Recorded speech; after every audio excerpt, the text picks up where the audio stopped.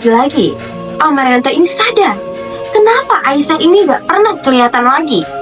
Untuk kesekian kalinya, Om Marianto bertanya lagi pada kedua orang tua Aisyah, dan jawaban yang sama dikeluarkan lagi oleh orang tua Aisyah. Aisyah sedang ada di rumah kakek neneknya, yang merupakan orang tua dari Om Marianto dan orang tua dari ayahnya Aisyah. Namun tepat pada tanggal 13 Mei tahun 2021, bertepatan dengan Hari Raya Idul Fitri, Om Marianto dan istrinya, Suratini, datang ke rumah orang tua Aisyah. Dan lagi-lagi, Aisyah nggak ada di momen penting itu. Di hari Lebaran kok Aisyah masih nggak kelihatan? Mereka pun bertanya lagi kepada orang tua Aisyah. Dan orang tua Aisyah masih mengeluarkan jawaban yang sama. Aisyah ada di rumah kakek dan neneknya.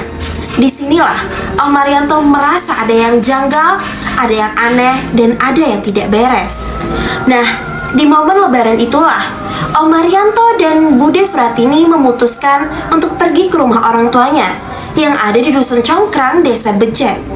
Saatnya sampai di sana, Om Marianto mencari di seluruh perkarangan rumah orang tuanya di mana Aisyah berada. Namun lagi-lagi, Om Marianto tidak menemukan Aisyah sama sekali. Om Marianto pun bergegas untuk menanyakan kepada orang tuanya, "Pak, Aisyah di mana?" Lalu orang tua Om Marianto menjawab, "Loh, Aisyah kan sudah lama nggak pernah main ke rumah ini."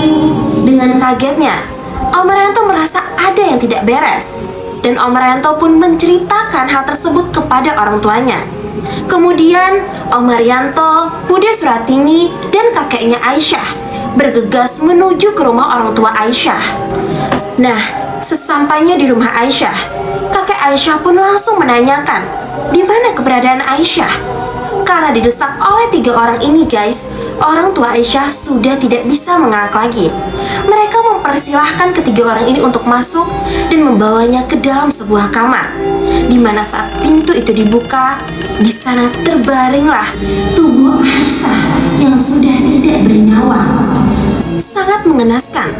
Tubuh Aisyah yang terbaring dalam posisi telentang, kaku seperti mumi. Yang tersisa hanyalah kerangka dan kulitnya. Om Marianto kaget bukan kepalang, dan juga aneh dan terheran-heran. Apa yang terjadi pada Aisyah ini? Kemudian tidak pikir panjang, Om Aisyah Marianto langsung melaporkan kejadian ini kepada RW dan kepala desa setempat. Dilanjutkan kepada kepolisian. Dan pada saat itu, kepolisian yang datang langsung membawa apa yang tertinggal ke sebuah rumah sakit untuk diotopsi. Nah, di sana